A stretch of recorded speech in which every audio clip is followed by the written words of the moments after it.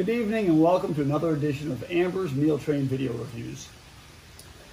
Tonight's review is going to be pretty brief because there was no meal train delivery today per se, which actually caused me to panic quite a bit because I'm fully committed to the meal train diet.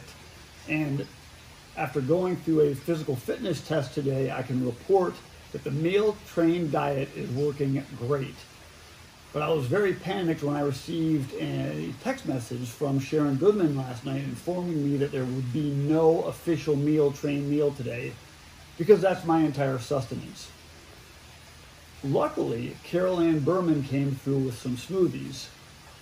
And I have to admit, my first reaction to the smoothies was a little bit cynical. Frankly, I thought she was trolling me a bit because her husband, Andrew, and Amir Karam recently hustled me and Eric Goodman in a match of golf, costing us about $1,000 in free meals and drinks at the Market restaurant to be paid soon. So I thought this was her way of kind of just like sticking it to me. But then I realized I was being far too cynical, and what this was not a way of making fun of me and my horrible golf performance the other day. It was a gesture of goodwill. And that got me thinking that how many other people are making similar mistakes? What is the most divisive issue right now, separating even people watching this video? It's politics. So I thought I'd take just a few minutes to bridge the gap, the political gap in our country, and fix that divisiveness between all of us. It won't take longer than a few minutes, because I'm convinced that the people on each side of all of these issues don't realize fully how much the other side has really done that they should give them credit for, because things are not as black and white as they may seem. For example, let's start with the Democrats' constant refrain that the Republicans, and most notably President Donald Trump, don't do enough to promote diversity, that they ignore the brown people, they ignore other people of color, black people, they ignore Asians, and they're not inclusive enough. Well, let's look at this a little more objectively, because the reality is, and what I would like my Democratic friends to consider, is that the Democrats have all of those groups covered. But what Donald Trump does is he uniquely reaches across the aisle, down the hallway, out into the street, into the gutter, and deep down into the sewer to reach out to the white supremacist community and bring them into the fold. Now that's true diversity. When you can reach across to the white supremacist community and bring them into the mix with everybody else to make them feel welcome and a part of our great country, well, he's just rounding out the diversity. So I hope my Democratic friends can take solace in the fact that all of your good work is to be commended, but President Trump is also achieving some diversity for us. And on the other side of the aisle, for my Republican friends, I often hear complaints along the lines of, well, Democratic-run states and Democratic-run cities are out of control and they can't even contain the homeless problem.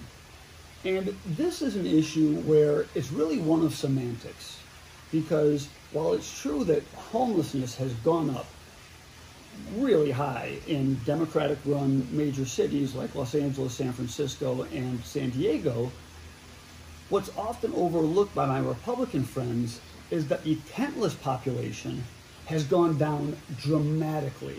And I think if you take a step back and consider all that the Democrats have done to make sure everyone in this country who needs a tent has a tent, and a place to tie it up to a street sign or a light post, the tentless population has gone way down, and we really should give our Democratic friends credit for that accomplishment, because I defy you to go to Los Angeles, San Francisco, and find a single person without a tent to live in.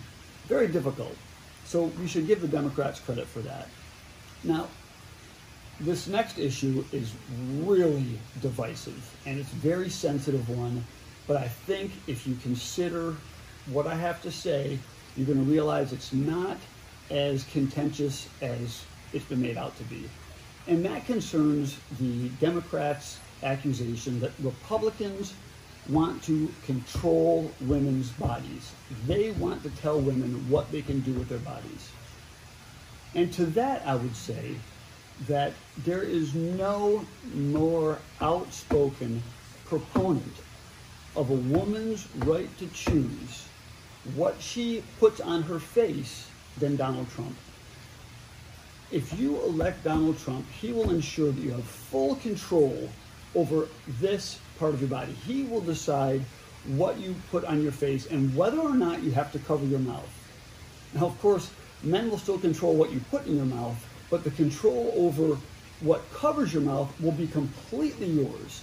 So I think we should all give a little credit where credit is due, and there's a lot of credit due there, because the right to choose what you put on your face is an important one.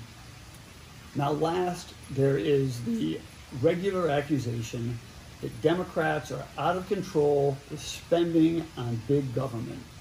And to that, I ask my Republican friends to consider the recent progressive suggestions that we defund the police.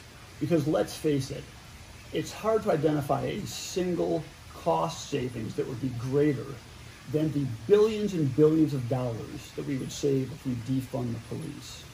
So please just let all of this wisdom sink in, and you'll realize that we're not as far apart as you might think.